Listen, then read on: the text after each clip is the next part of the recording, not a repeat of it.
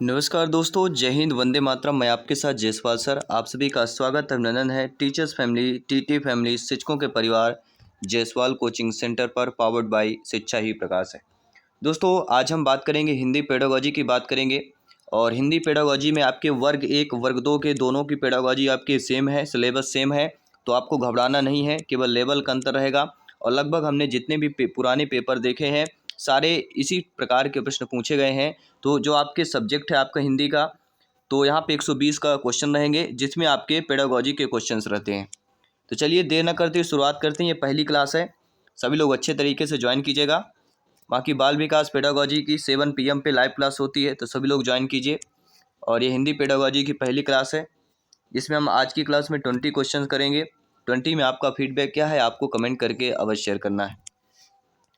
पहला प्रश्न है, लकड़ी के खोखले पात्र बनाकर उनके माध्यम से वर्णमाला का ज्ञान करवाना किस विधि की देन है?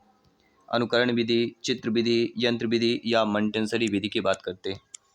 तो लकड़ी के खोखले पात्र बनाकर उनके माध्यम से वर्णमाला का ज्ञान करवाना जिस विधि का हो जाता है वह कहलाती है मॉन्टेसरी विधि। जी हाँ, इटली की शिक्षा शास्त्री मारिया मोंटेसरी ने बालकों के अक्षर व शब्द ज्ञान करवाने वाली विधि दी, जिसमें लकड़ी से बने खोखले सांचे के उपयोग लाए जाते हैं। इसके बाद दूसरा प्रश्न है जो आप लोगों के ऑलरेडी स्क्रीन पर आ चुका है। और प्रश्न क्या पूछा जा रहा है कि किस विधि में भाषा के सभी कौशलों का विकास होता है? ऐसी विधि जो जिसमें भाषा के सभी कौशलों का विकास होता हो। क्या वह अनुकरण है, प्रत्यक्ष है, व्याख्यान है या इनमें से कोई नहीं? तो जिस विधि में भाषा के सभी कौशलों का विकास होता है वह विधि हमारी कहलाती है अनुकरण विधि। जी हाँ, अनुकरण विधि वह विधि होती है जिसमें शिक्षक के कार्यों का अनुकरण करते हुए बालक जो है शिक्षक को ध्यानपूर्वक सुनते हैं और इससे वह लिखना, बोलना, पढ़ना सीखता है। अर्थात इस विधि से बालक में सुनना व पढ़ना नामक ग्रह कौशल तथा बोलना व लिखना नामक अभिव्यक्ति कौशल का विकास होता है। इसके बाद तीसरा प्रश्न, शिक्षक पहले उच्चारण करता है तथा विद्यार्थी बाद में उन्हीं शब्दों का उच्चारण करते हैं। यह विधि अनुकरण है, ध्वन्यात्मक है, व्याख्यान विधि है या अनुवाद विधि? सभी कमेंट कीजिएगा मेरे प्यारे प्यारे भाइयों के, प्यारी प्यारी बहनें, गृहिणी जिनका सपना है टीटी एग्जाम को फतेह करना, शिक्षक भर्ती में अव्वल आना, सभी का वेलकम, अभिनंदन है, सभी का स्वागत है। दोस्तों, शिक्षक पहले उच्चारण करता है तथा विद्यार्थी बाद में उन्हीं शब्दों को उच्चारण करते हैं। यह जो विधि हमारी कहलाती है यह हमारी अनुकरण विधि कहलाती है। ठीक है, क्या होता है अनुकरण विधि? इसमें क्या होता है, शिक्षक आदर्श उच्चारण करता है और बालक अनुकरण करके शुद्ध उच्चारण का अभ्यास करते हैं।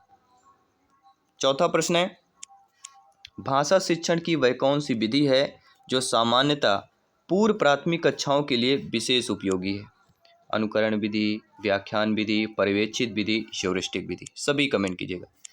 तो भाषा शिक्षण की वह विधि जो सामान्यतः पूर्व प्राथमिक कक्षाओं के लिए विशेष उपयोगी होती है वह हमारी कहलाती है अनुकरण विधि। जी हाँ, पहला ऑप्शन यहाँ पे भी आपका सही हो जाएगा। इसके बाद हम बात करेंगे पांचवें प्रश्न की। अनुकरण विधि के माध्यम से कौन कौन से कौशल विकसित किए जा सकते हैं? ग्रह कौशल, अभिव्यंजना कौशल, उक्त दोनों या इनमें से कोई नहीं? सभी कमेंट कीजिए। तो अनुकरण की विधि के माध्यम से किस कौशल का विकास किया जा सकता है या किस कौशल या विकसित किया जा सकता है? वह कौशल कौन सा है? वह हो जाता है आपका ग्रह कौशल और अभिव्यंजना कौशल। अर्थात इन दोनों विधि के माध्यम से, अनुकरण विधि के माध्यम से इन दोनों कौशल का विकसित किया जा सकता है। क्योंकि अनुकरण एक ऐसी विधि होती है जिसके द्वारा बालक शिक्षक के द्वारा बोले जाने वाले शब्दों को ध्यानपूर्वक सुनता है, फिर शिक्षक अनुकरण करते हुए बोलना, पढ़ना, लिखना सीखता है तथा ग्रह और अभिव्यंजना दोनों प्रकार के संबंध कौशल विकसित करते हैं। तो यहाँ पे हम सी ऑप्शन की बात करेंगे। अगला प्रश्न है, कौन सी एक विधि है जो अनिवार्य रूप से सभी भाषाओं में प्राथमिक स्तर पर काम में ले जाती है? व्याख्यान विधि, अनुकरण विधि, समवाय विधि या प्रत्यक्ष विधि?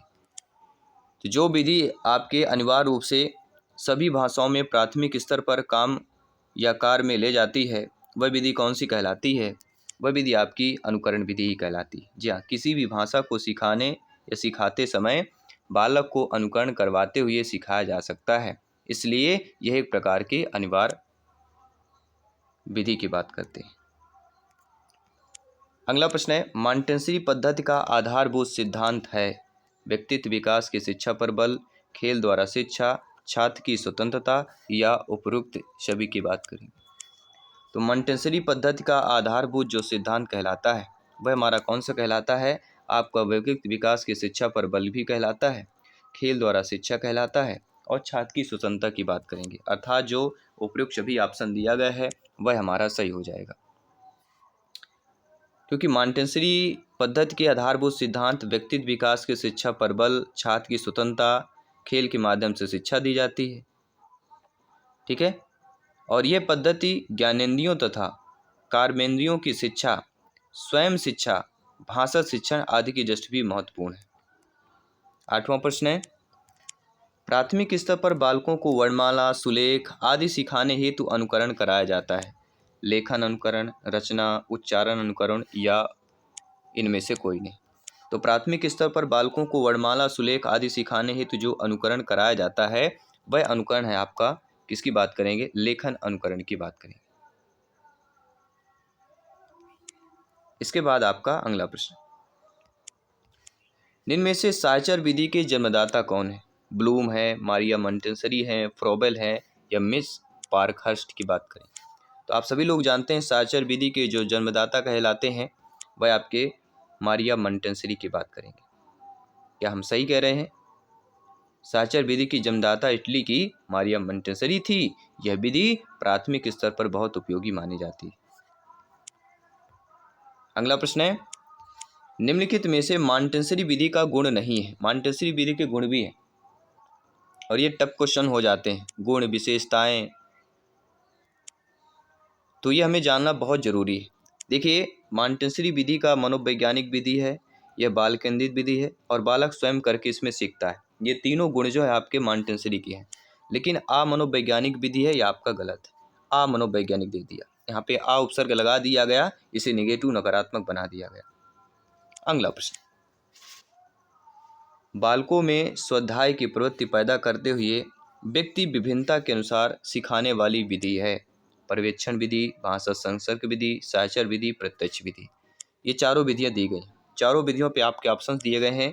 यह अध्ययन कार्य का आवंटन है, अध्ययन हेतु निर्देश है, विद्यार्थियों द्वारा स्वाध्याय एवं शिक्षण द्वारा पर्यवेक्षण है या पुनरावृत्ति या आवृत्ति प्रश्न एक एवं श्यामपट्ट सार की बात करें।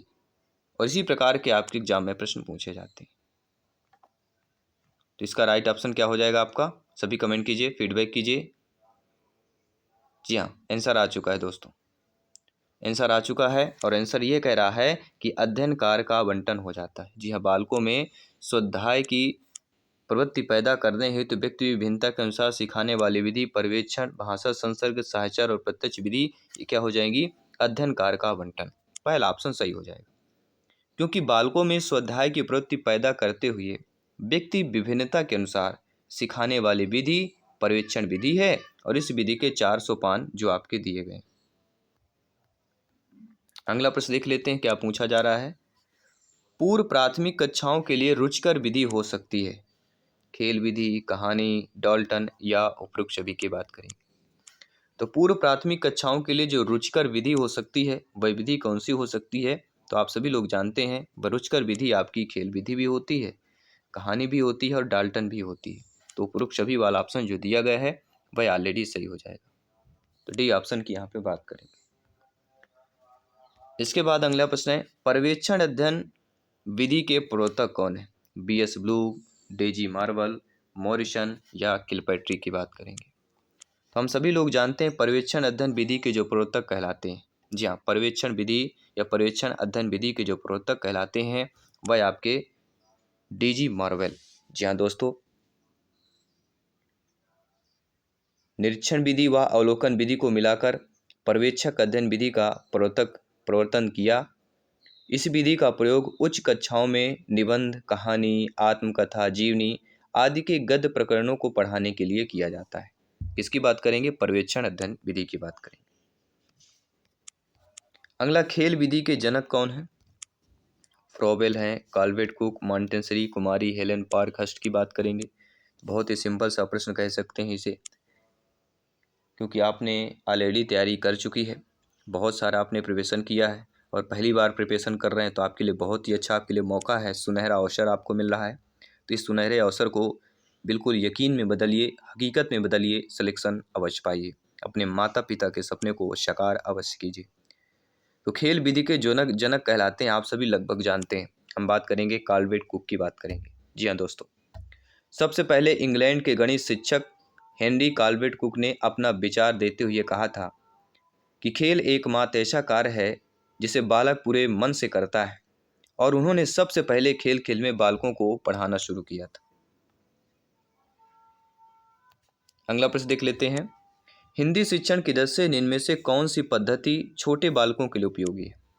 हिंदी शिक्षण की दृष्टि से प्रोजेक्ट विधि, प्रश्नोत्तर विधि, किंडरगार्टन विधि, व्याख्यान विधि। तो हिंदी शिक्षण की दृष्टि से जो पद्धति छोटे बालकों के लिए हमारी उपयोगी हो जाती है, वह दोस्तों आपकी कहलाती है किंडरगार्टन पद्धति। हिंदी शिक्षण की दृष्टि से उपयुक्त में से किंडरगार्टन पद्धति जो है, किंडरगार्टन शिक्षण विधि के जन्मदाता फ्रोबेल के अनुसार बालक खेल की क्रियाओं द्वारा अधिक सीख सकते हैं।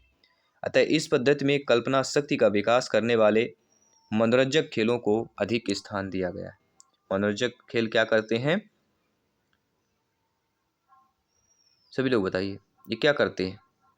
तो जो मनोरंजक खेल होते हैं वह कल्पना शक्ति का विकास करने में सहायक होते हैं। अगला प्रश्न है, बालकों में शुद्ध शब्द लेखन के विकास में उपयोगी विधि कौन सी होती है? अनुकरण, ध्वन्यात्मक, श्रुत लेखन या सैनिक विधि? तो बालकों में शुद्ध शब्द लेखन के विकास में जो हमारी उपयोगी विधि कहलाती है, वह विधि हमारी हो जाती, प्यारी सी विधि है श्रुत लेखन विधि। भाषा का शिक्षक जब बालक को शुद्ध लेखन सिखाने का प्रयास करता है तो वह शुद्ध लेखन विधि को अपनाता है और बच्चों को पाठ के विशेष अंश या कठिन शब्दों का उच्चारण करके बालकों से लिखने का अभ्यास करवाता है। शुद्ध लेखन की बात करें, ध्वन्यात्मक विधि के जनक माने जाते हैं डॉक्टर धरनाथ चतुर्वेदी, डॉक्टर सरोज सक्सेना, आचार्य रामचंद्र शुक्ल, माइकल सेमर की बात करें तो ध्वन्यात्मक विधि के जनक माने जाते हैं। कौन माने जाते हैं? सभी कमेंट कीजिएगा। तो ध्वन्यात्मक विधि के जनक आपके माइकल सेमर। जी हाँ, ध्वन्यात्मक विधि के जनक माइकल सेमर को माना जाता है। सेमर के अनुसार यदि बालकों को एक समान ध्वनि वाले कुछ शब्द लिखकर दे दिए जाते हैं तो वह उनके आधार पर कई नए शब्द बनाने लगते हैं। तो ध्वन्यात्मक विधि के जनक माइकल सेमर की बात करेंगे। अगला प्रश्न है, इनमें से कौन से एक वाचन विधि का दोष नहीं है? यानी वाचन विधि का दोष हमसे बनना चाहिए। समय अधिक खर्च, मनोवैज्ञानिक विधि, कमजोर या छोटे बालकों के लिए अधिक उपयोगी नहीं, पाठ्यक्रम समय पर नहीं हो पाता। तो हम सभी लोग जानते हैं वाचन विधि के जो दोष होते हैं, वाचन विधि का दोष होता है यह समय अधिक खर्च होता है, कमजोर और छोटे बालकों के लिए अधिक उपयोगी नहीं है और पाठ्यक्रम समय पर नहीं हो पाता। लेकिन यह मनोवैज्ञानिक विधि है, यह आपके एक वाचन विधि का दोष है, आपका नहीं है। क्या है? ये दोष नहीं है, यह एक मनोवैज्ञानिक विधि। मनोवैज्ञानिक विधि होना दोष नहीं होता। दोष कब होता है? जब मनोवैज्ञानिक हो, जब उपसर्ग लग जाता है तब दोष हो जाता है। तो कौन सा दोष नहीं है? मनोवैज्ञानिक विधि दोष नहीं है। तो according to questions B option को यहाँ पे हम सही कर लेंगे। इसके बाद अगला प्रश्न है, जब एक शिक्षक के द्वारा किसी पाठ को स्मरण करवाने का प्रयास किया जाता है तो निश्चित रूप से उपयोगी उपागम है। वाचन, पर्यवेक्षण, श्रुत लेखन या द्विभाषी की बात करें। सभी आप जानते हैं, लगभग आप सभी लोग जानते हैं, ज्ञानी सर्व व्याख्याता लोग हैं, भावी अध्यापक अध्यापिकाएं हैं, कि जब एक शिक्षक के द्वारा किसी पाठ को स्मरण करवाने का प्रयास किया जाता है तो निश्चित रूप से जो उपयोगी उपागम हो जाता है वह हमारा हो जाता है वाचन। जी हाँ दोस्तों, कक्षा कक्ष में एक शिक्षक पहले स्वयं वाचन करता है, फिर उसके बाद अपने स्तर पर पहचान करते हुए अर्थ ग्रहण का प्रयास करता है। तो पहला जो पॉइंट हमारा हो जाता है वह होता है वाचन के गुण। दूसरा हो जाता है विषय वस्तु स्मरण करने में मदद करता है। तीसरा आपका हो जाता है बालक में स्वाध्याय के गुणों का विकास करता है। और चौथा हो जाता है बालक में अभ्यास एवं अर्थ ग्रहण की क्षमताएं बढ़ती हैं। और इस क्लास का 20वां प्रश्न आपके स्क्रीन पर है कि वाचन से क्या अभिप्राय होता है?